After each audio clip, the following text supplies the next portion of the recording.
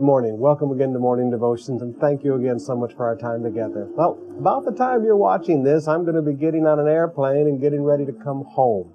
Greatly looking forward to being home and seeing in all the services this weekend.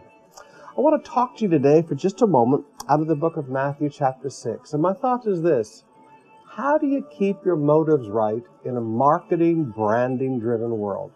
I mean, we live in a world where everything is about Instagram, selfies, Facebook, self-promotion, personal branding, and everything's about what my dad would have called blowing your own horn all the time.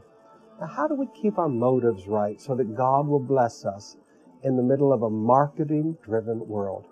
Well, in Matthew chapter 6, beginning with verse 1, Jesus said, "Be careful not to do your acts of righteousness before men, to be seen by them."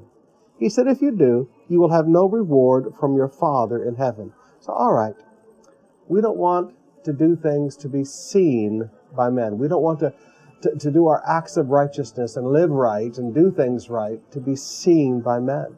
In verse 2, he says, don't do your giving to the poor to be seen and noticed by men. No selfies while you're feeding the poor. In verse 5, he talks about doing your prayer in secret so that God will reward you openly. In verse 16, he talks about, doing your fasting in secret so God will reward you openly. In this marketing, branding-driven world in which people want to create an illusion of themselves on Facebook with the illusion of a happy marriage when their marriage is a mess, the illusion of a happy family when their family is a mess, the illusion of a spiritual life when their spiritual life is, forgive me, very polluted.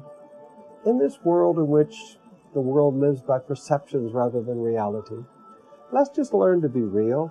Let's just learn to be who we are and live who we are, and the God who sees what is done in secret will reward us openly.